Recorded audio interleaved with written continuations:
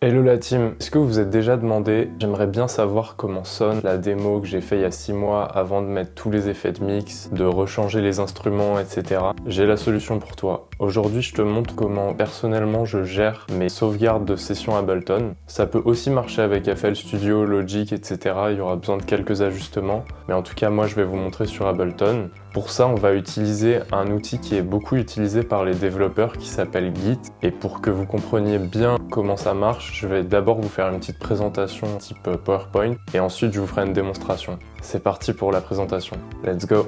L'outil qu'on va utiliser pour faire nos backups, c'est Git. Donc c'est un outil qui est beaucoup utilisé par les développeurs. Et il y a 3 concepts à comprendre dans Git. Les repositories, les commits et les branches. Pour expliquer un peu, Git, c'est vraiment un outil qui est utilisé pour permettre à différents développeurs d'une même équipe de collaborer ensemble. Il va être très axé sur avoir l'historique de ce qui a été fait dans un projet.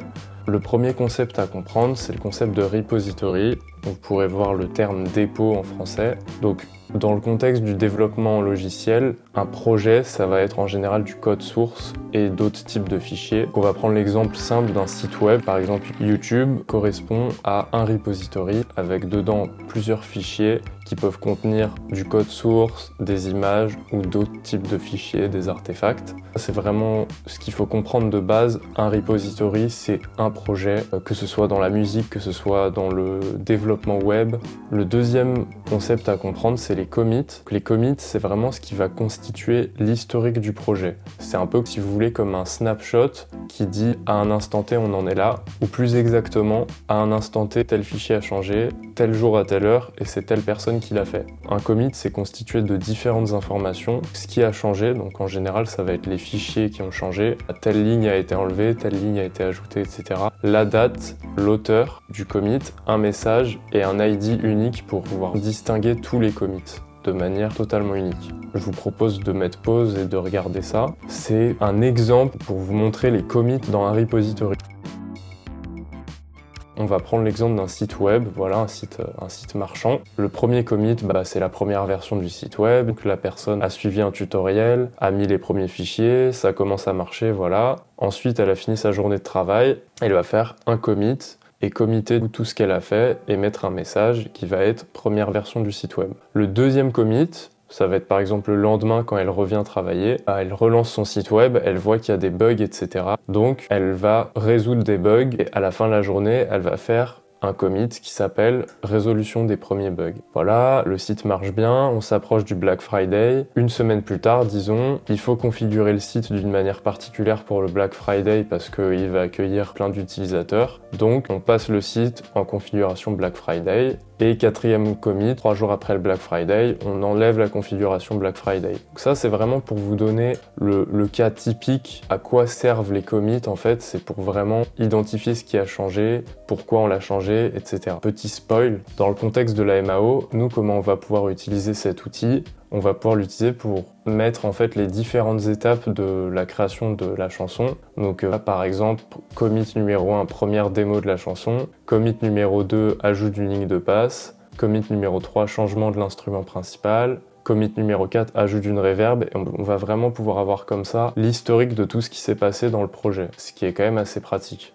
Plus précisément, parce que je vous ai dit que les commits y contenaient plusieurs informations. Là, dans cet exemple, il n'y a pas toutes ces informations, donc je vais vous montrer plus précisément. Commit 1, donc on est toujours sur le commit première version du site web. Donc là, on voit l'auteur, King Lancelot, un ID qui est unique, la date, donc 1er octobre à 9h45, et ce qui a changé, donc on peut voir qu'un fichier index.html a été ajouté. Dans un cas réel, il y aurait aussi le nombre de lignes qu'il comporte. Deuxième commit, ce qui a changé, fichier index.html a été modifié, donc il y a 3 lignes qui ont été ajoutées et 2 lignes qui ont été supprimées pour résoudre les premiers bugs. Il y a toujours l'auteur, la date, un ID unique, etc. Troisième commit, fichier index.html a été modifié, donc là c'est pour passer en configuration Black Friday, une ligne ajoutée, une ligne supprimée, et il y a un fichier Black Friday image.png qui a été ajouté, donc voilà, on imagine que quand on se connecte sur le site, on a une image spéciale pour le Black Friday et un message de l'auteur, donc passage en configuration Black Friday. Et les branches,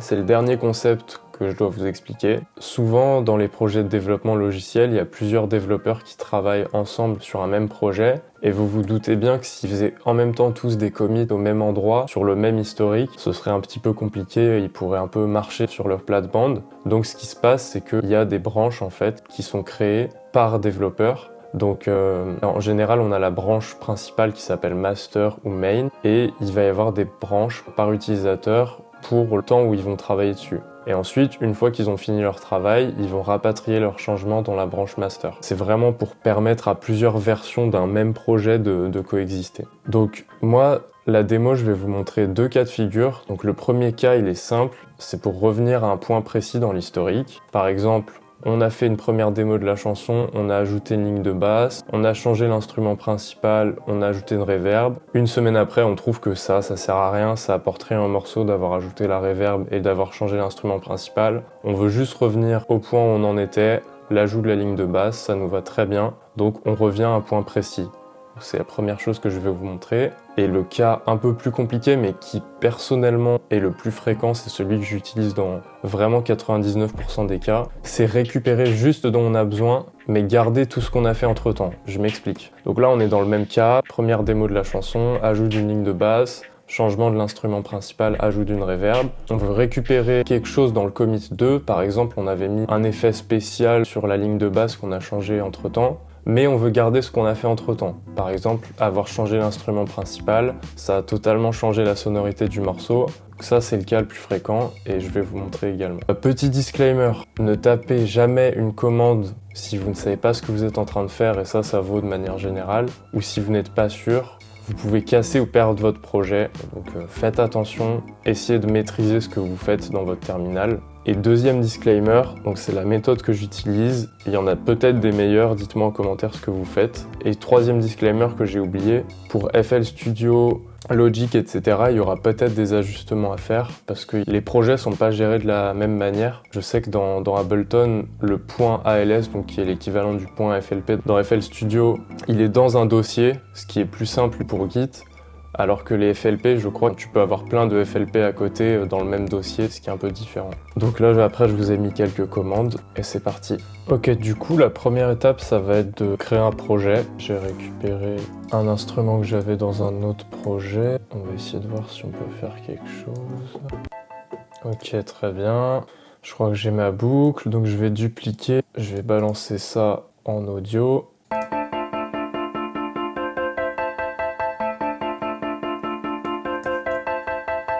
Donc là, disons que j'ai la première version de mon projet, donc je fais save, je vais créer le projet, donc moi je mets toujours la date devant, prod pour rappeur trap, ok, très bien. Et disons que j'ai fini ma journée, donc voilà, je quitte. Maintenant je vais aller dans mon projet Ableton, et donc là, vous pouvez faire clic droit, nouveau terminal au dossier, c'est ce que j'ai fait. En faisant le montage de la vidéo, je me rends compte que j'ai oublié de vous expliquer ce que c'est un terminal. Donc un terminal sur un ordinateur, que ce soit sur Windows, Linux, Mac, etc. C'est un programme qui te permet d'entrer des lignes de commande et en gros ça te permet d'exécuter des commandes qui sont plus poussées que si tu fais des actions sur ton ordinateur en faisant des clics. Un exemple valant 1000 mots, là sur l'exemple en question, on a la première commande PWD qui veut dire Present Working Directory. En fait ça te dit où est-ce que tu es placé dans le terminal. Donc là en l'occurrence /users/srtaylor. Ensuite la deuxième commande c'est echo hello. Ça c'est juste une commande qui dit au terminal dis ce qu'il y a écrit après echo.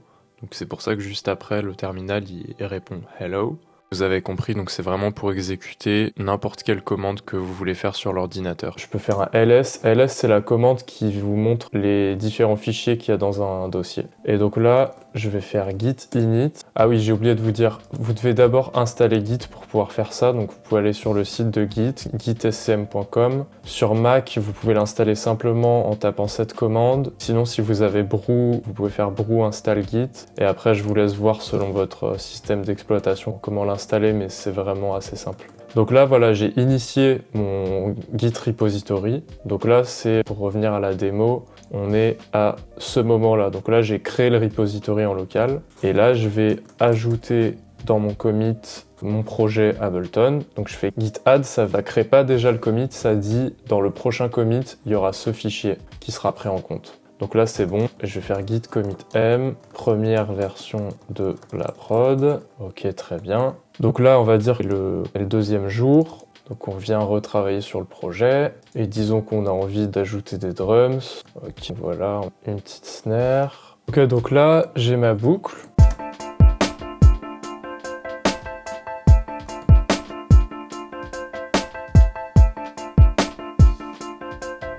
On va faire un petit save pour que le fichier .als se mette à jour. Là, je suis toujours dans mon terminal, donc déjà, si je fais un git log, c'est la commande qui permet de voir l'historique. Donc pour l'instant, j'ai un seul commit, première version de la prod, où j'avais juste mis l'instrument. Là, on a l'ID du commit, on a l'auteur, et là, on a la date. Et si je veux voir le contenu du commit, je fais un git diff et je prends l'ID du commit, git diff. Donc là, voilà, on voit qu'on a un fichier binaire qui a été ajouté, et voilà. Donc là, on va ajouter encore un commit. Donc on fait, comme je vous ai dit, git add. Donc là, j'ai cliqué sur tab pour faire l'autocomplétion. On ajoute ce fichier et on fait un commit ajout des drums. Voilà. Donc ça, on va dire que c'est le deuxième jour où on a travaillé sur le projet. Et là, voilà, troisième jour, on va essayer d'ajouter une petite basse.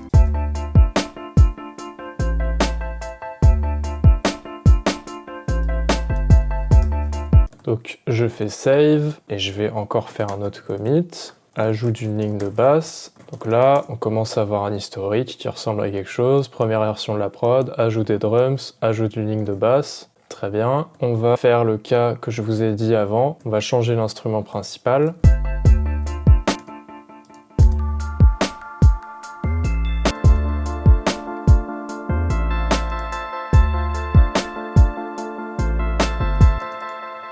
Ok, donc très bien, on va dire qu'on va changer pour cet instrument. Donc je vais refaire un freeze flatten et on va dire que c'est ça notre nouvel instrument principal. Donc là je fais un save. Si vous voulez retrouver les commandes que vous avez fait avant dans l'historique, vous tapez sur la flèche du haut et ça vous montre toutes les commandes que vous avez tapées. Encore une fois, je fais un git add, un petit git commit. Changement instrument principal, voilà, parfait. Donc là, on va faire le premier cas de figure de la démonstration, celui-là. On veut revenir à notre deuxième commit et on s'en fout du reste. Le moyen le plus simple et le plus safe pour faire ça dans votre cas, donc déjà couper live, c'est mieux qu'il n'y ait pas d'interférence entre vous avec Git et live en même temps. Et là, ce que vous allez faire, c'est donc vous regardez votre historique. Donc vous vous rendez compte, ouais, ok, là j'ai changé l'instrument principal, ok, j'ai ajouté une ligne de basse. En fait, je m'en fous, je veux revenir à quand c'était avec juste l'instrument de base plus les drums. Donc en fait, c'est ici, c'est à ce moment-là précis de l'historique. Déjà, ce que vous allez faire, c'est que vous allez créer une branche. Donc, par exemple, git checkout B,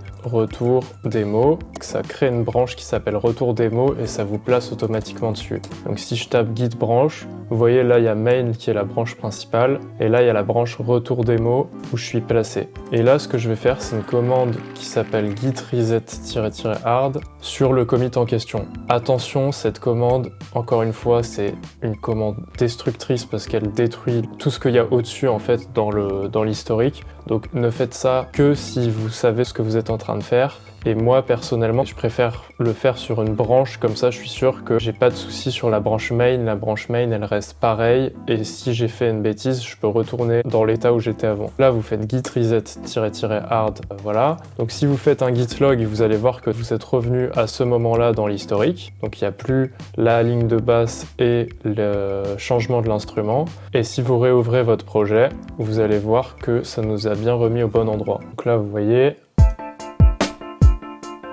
on est revenu exactement où on était. Donc l'instrument de base et les drums sans la ligne de basse, etc. Donc ça, c'est le premier cas de figure que je voulais vous montrer. Maintenant, on va fermer le projet, on va retourner sur la branche master. Donc là, ça nous a remis, si je vous montre le projet, ça nous a remis là où on en était dans le projet. Donc, nouvel instrument et la ligne de basse. Là, vous voyez.